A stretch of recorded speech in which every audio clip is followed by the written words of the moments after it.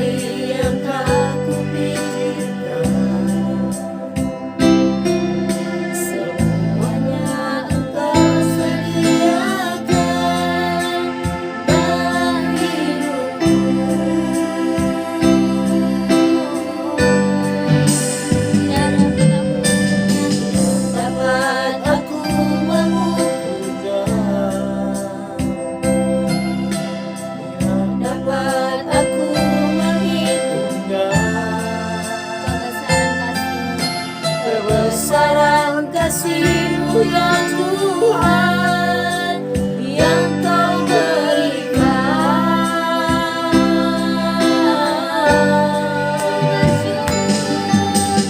Ku bersyukur padamu,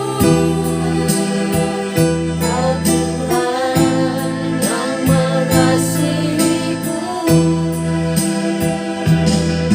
Kau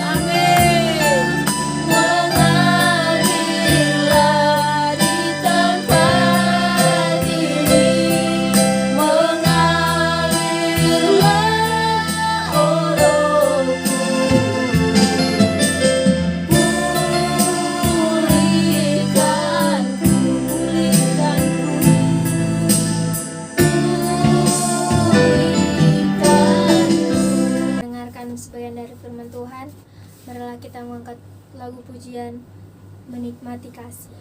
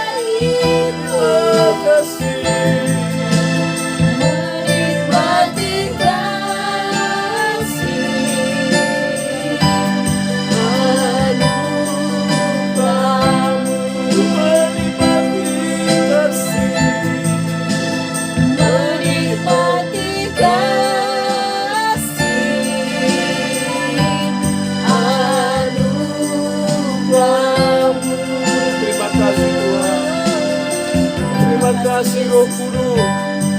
Kami mau menikmati kasih-Mu Tuhan yang tak pernah habis-habis dari hidup kami. Kami menikmati setiap waktu, setiap saat ya Tuhan. Betapa Engkau mengasihi kami, betapa Engkau terus menjagai kami, memproteksi kami. Sebab kami tahu Tuhan,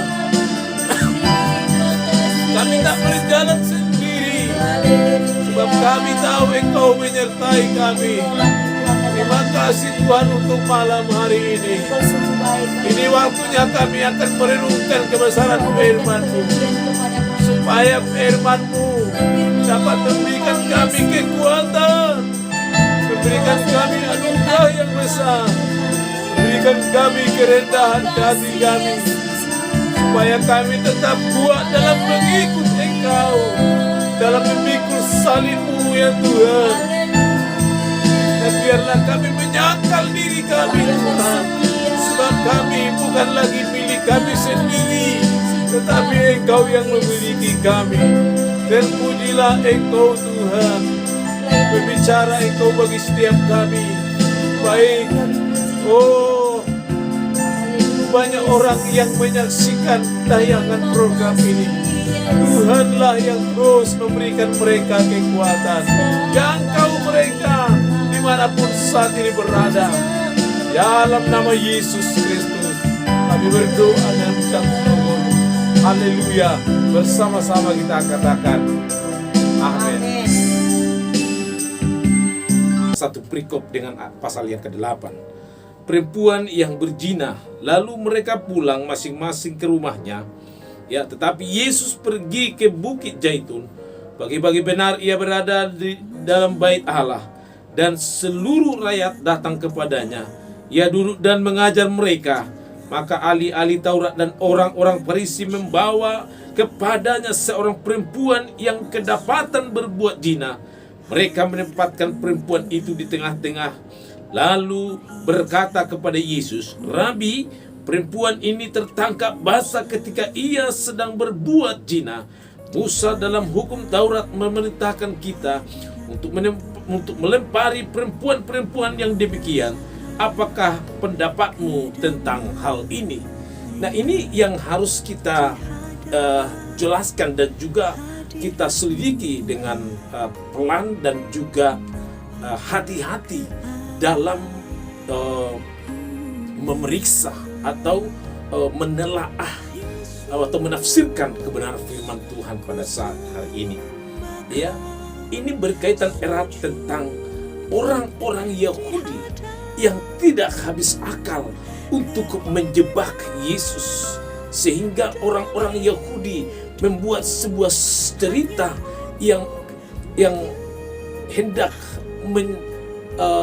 memojokkan atau menguji Yesus tentang apa yang terjadi. Saudaraku yang terkasih dalam Tuhan, ya, apa yang menjadi maksud dari orang-orang Yahudi dalam ayat ini, bahwa orang-orang Yahudi memang sengaja menciptakan sebuah cerita yang mereka buat dan sepakati untuk menjebak Yesus. Ya, sehingga di sini dikatakan bahwa Musa dalam hukum Taurat, ya, dan itu disampaikan mereka bahwa apa yang menjadi, ya, satu kebenaran firman Tuhan yang diyakini bahwa hal itu akan membuat Yesus kelebakan untuk menjawab atau untuk memberi jawab dalam peristiwa itu. Ya, Musa dalam hukum Taurat memerintahkan kita untuk melempari perempuan-perempuan yang demikian. Apakah pendapatmu tentang hal itu?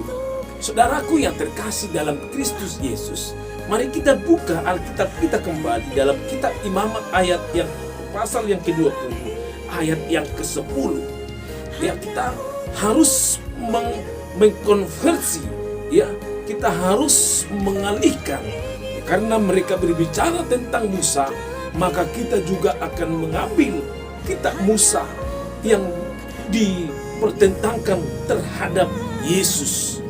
Ya, Imamat pasal 20 ayat yang 10 di sini menjelaskan bahwa bila seorang laki-laki berzina dengan istri orang lain, yakni berzina dengan istri sesamanya manusia, pastilah keduanya dihukum mati, baik laki-laki maupun perempuan yang berzina itu. Nah, ini melengkapi dari apa yang dicoba, ya, dibawa oleh orang-orang Yahudi terhadap praktek, ya, yang sudah mereka susun skenario untuk menjebak Yesus, padahal sesungguhnya peristiwa itu tidak terjadi. Ya, dalam hukum Yahudi pada masa itu, ketika orang-orang Yahudi atau orang-orang Israel menemukan ada perzinahan atau menyaksikan ada perzinahan, maka tidak perlu mereka bertanya kepada orang lain, tidak perlu mereka bertanya kepada ahli-ahli Taurat atau juga imam-imam kepala, tapi mereka harus mengambil alih, mereka harus melempari dia dengan batu sampai mati.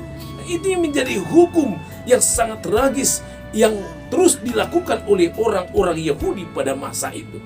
Tetapi hal itu dicoba diambil mereka sebuah kesempatan untuk menjebak Yesus. Kenapa? Karena memang angan-angan mereka, cita-cita mereka untuk menjebak Yesus supaya dia terjebak, supaya dia tidak mampu lagi berkata apa-apa, karena mereka mencoba membawa nama Musa yang menjadi tokoh yang sentralistik dalam kebenaran firman Tuhan sesuai dengan perjanjian lama. Tetapi apa kata Alkitab lagi kalau kita buka dalam kitab Ulangan pasal yang ke-22, ya, Ulangan pasal 22. Ini kita harus banyak belajar supaya lewat kebenaran firman Tuhan yang kita baca, kita tidak keliru, ya, menerjemahkan apa yang menjadi makna dari apa yang dituduhkan oleh orang-orang Yahudi terhadap perempuan itu, dan itu dicoba untuk memberikan hak jawab, dilimpahkan hal itu kepada Yesus, dan senjata yang mereka gunakan adalah apa yang dituliskan oleh hambanya Musa. Ya, dalam Ulangan pasal yang ke-22 ayat yang ke-22 saya bacakan begini: apabila seorang kedapatan tidur dengan seorang perempuan yang bersuami, maka haruslah keduanya dibunuh mati. Laki-laki yang telah tidur dengan perempuan itu dan perempuan itu juga, demikianlah harus kau hapuskan yang jahat itu dari antara orang Israel. 23. Apabila ada seorang gadis yang masih perawan dan yang sudah bertunangan, jika seorang laki-laki bertemu dengan dia di kota dan tidur dengan dia, maka haruslah mereka keduanya kamu bawa keluar ke pintu gerbang kota, dan kamu lempari dengan batu sehingga mati gadis itu. Karena walaupun di kota ia tidak berteriak-teriak dan laki-laki itu, karena ia telah memperkosa istri sesamanya manusia, demikianlah harus kau hapuskan yang jahat itu dari tengah-tengahmu. Nah, jelas disampaikan kebenaran firman Tuhan tentang apa itu berbuat zina. Ya, zina yang sesungguhnya kalau kita melihat apa yang dilakukan oleh orang Israel tentang perzinahan mereka terhadap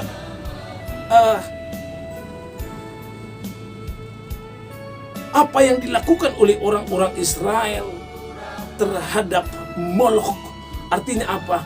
Artinya mereka mempertanyakan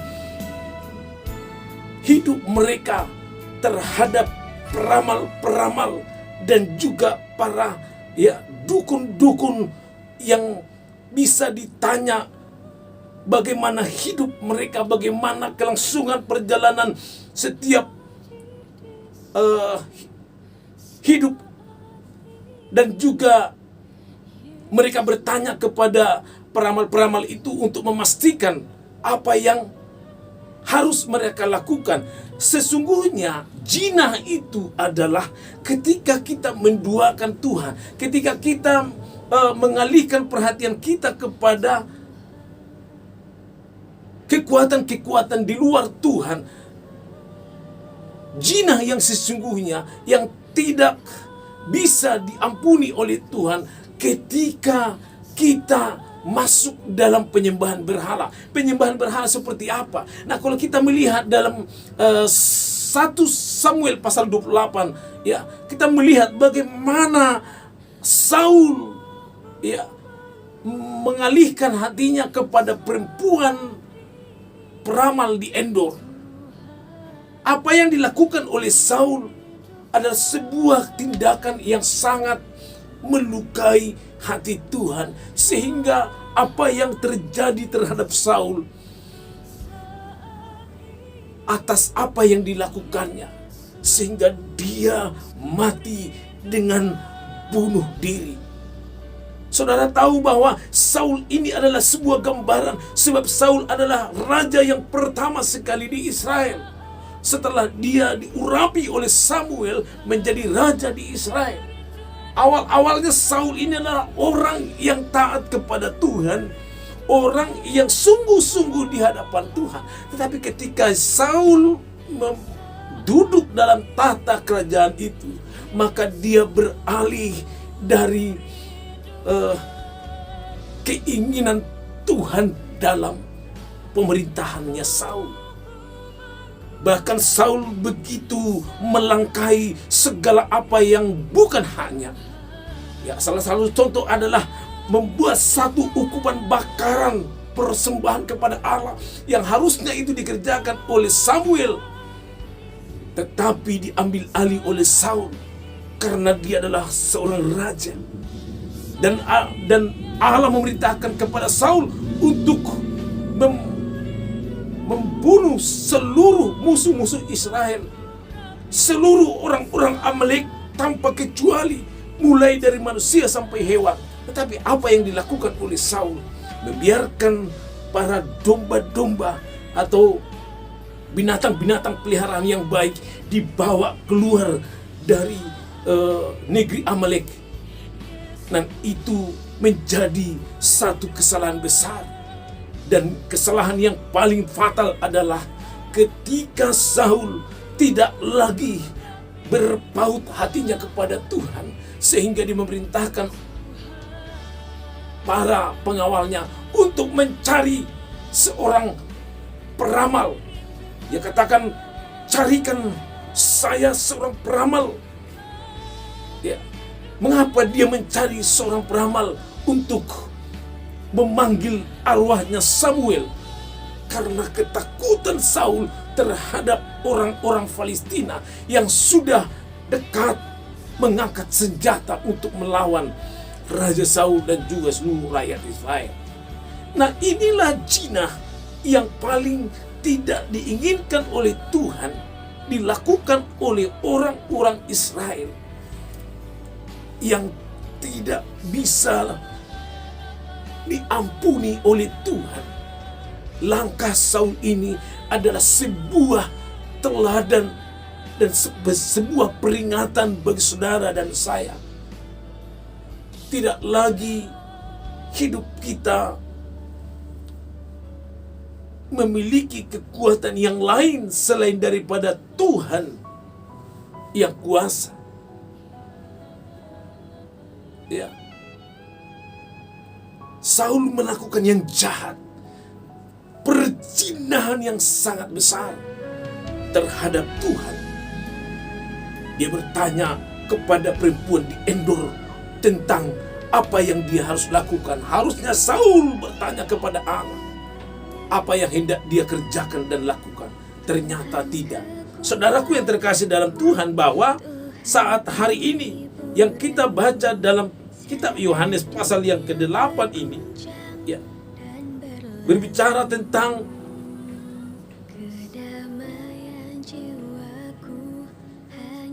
apa yang harus dijawab oleh Yesus.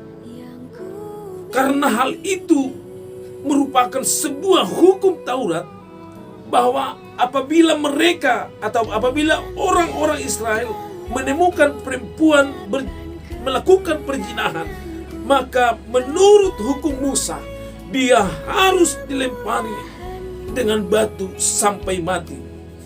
Ayat yang ke-6 mereka mengatakan itu untuk mencobai dia. Jelas ya? Supaya mereka memperoleh sesuatu yang menyalahkannya. Ya. Tetapi Yesus membungkuk lalu menulis dengan jarinya di tanah. Nah, hal ini pun banyak orang-orang Kristen, banyak orang-orang di luar Kristen juga mempertanyakan apa yang dituliskan oleh Yesus di dalam tanah, di atas tanah. Ketika dia membungkuk dan menulis dengan jarinya di tanah. Itu adalah hal yang dilakukan oleh Yesus, yang sengaja untuk menandingi apa yang menjadi dosa-dosa yang lebih besar yang dilakukan oleh orang-orang Yahudi dibanding daripada apa yang dituduhkan mereka kepada perempuan ini. Sesungguhnya perempuan itu adalah sebagai alat untuk mencoba Yesus. Apa yang menjadi jawaban yang diberikan oleh Yesus. Ya.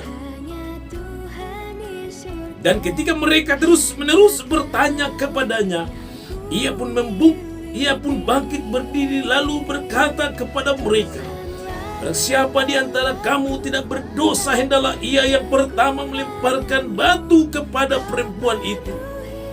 Lalu ia membungkuk pula dan menulis di tanah.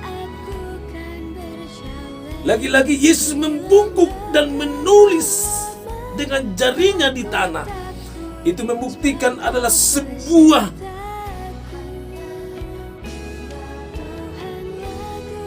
tuduhan Yesus terhadap orang-orang Yahudi yang melakukan lebih besar penistaan terhadap Allah daripada perempuan yang kedapatan berzina ini. Itu pun kalau benar, saudara. Bagaimana ini merupakan sebuah cerita fiktif yang tidak bisa dipertanggungjawabkan, sehingga Yesus melakukan hal itu. Ya. Dan lalu Yesus bangkit berdiri dan berkata kepadanya, "Hai perempuan, di manakah mereka? Tidak adakah seorang yang menghukum engkau?" Jawabnya, "Tidak ada, Tuhan." Lalu kata Yesus, "Aku pun tidak menghukum engkau. Pergilah dan jangan berbuat dosa lagi mulai dari sekarang." Jawabnya, "Tidak ada, Tuhan." Itu membuktikan seharusnya orang-orang yang mempertanyakan bahwa Yesus kapan menyatakan dirinya, "Aku adalah Tuhan." Ada banyak ratusan kebenaran firman Tuhan yang mengarah kepada Yesus. bahwa dialah sesungguhnya Tuhan. Walaupun tidak disampaikan secara langsung menurut bahasa manusia, menurut bahasa saudara, menurut bahasa saya, tetapi banyak orang yang menuliskan di dalam Alkitab ada ratusan ayat yang menyatakan bahwa Yesus itu adalah Tuhan. Dan perkataan setiap orang yang menyatakan dia adalah Tuhan tidak pernah dibatasi oleh Yesus supaya mereka tidak mengatakan hal itu, tetapi seolah-olah membenarkan seluruh perkataan mereka, bahwa apa yang disampaikan mereka adalah kebenaran yang sejati, bahwa dirinya lah Tuhan. Ya, apa alasan sehingga dia harus menanggung segala sesuatu di kayu salib? Dia harus dibunuh, ditangkap, disiksa, dan sampai harinya mati. Apa yang mengakibatkan itu? Yang mengakibatkan itu adalah bahwa Yesus menyatakan dirinya adalah Tuhan, sehingga orang Israel atau orang-orang Yahudi menuduh Yesus adalah yang menista Allah dan harus segera diamputasi, harus segera dibunuh. Ya, inilah dasar-dasar persoalan demi persoalan yang dihadapi oleh Yesus, yang dituduhkan kepadanya. Ada bermacam-macam cara. Ya. Dan saudaraku tahu bahwa hukum yang dilakukan oleh orang-orang Yahudi ketika mendapati mereka melakukan hal yang jahat di mata Tuhan, langsung dilempari dengan batu sampai mati. Ini adalah hukum seperti hukum rimba yang dilakukan. Inilah seperti hukum yang tidak lagi menggunakan hukum negara, ya, yang berlaku pada saat itu. Karena kita tahu bahwa pada saat itu seluruh Israel itu jajahan dari Roma, memberlakukan segala hukum-hukum, norma-norma positif bagi seluruh rakyat. Tapi kita tahu bahwa dalam pengadilan Yesus, seluruh hukum itu tidak digunakan, saudara. Mereka menggunakan kekuatan mereka, identitas mereka sebagai orang Yahudi. Mereka menolak Yesus, dan dia harus dibunuh. Tidak ada ampun, saudara. Ya. Dan penggunaan hak-hak di luar hukum juga terjadi di bangsa ini begitu banyak, saudara. Apa itu? Hukum rimba yang selalu dilakukan ketika ada orang kedapatan mencuri, saudara. Apa yang terjadi? Banyak masyarakat Indonesia, masyarakat kita yang melakukan hal yang fatal, menghakimi sampai mati. Ada yang membakar sampai mati. Ya, padahal apa yang dilakukannya tidak sebanding dengan apa yang diterimanya. Masyarakat kita terlalu gampang untuk membuat keputusan yang salah, tidak melalui hukum yang diatur oleh bangsa ini, yang diatur oleh undang-undang yang sudah disahkan oleh bangsa ini melalui pemerintahan dan juga DPR tentang hukum yang harus dikerjakan. Mereka main hakim sendiri. Ada banyak dan tidak terhitung jumlahnya. Ini adalah hal yang fatal. Saya menghimbau kepada orang-orang yang percaya kepada Kristus, apapun yang kau alami, seberapa berat pun yang kau alami kerugian karena seseorang melakukan jahat kepadamu, jangan engkau melakukan hukum menurut dirimu sendiri. Itu berarti saudara dan saya ketika melakukan hal itu, kita melanggar sebagai umat Tuhan yang memberikan kasih kepada orang lain siapapun. Bahkan Alkitab mengajarkan, kasihilah musuhmu seperti dirimu sendiri. Ketika ada orang lain tertangkap basah mencuri,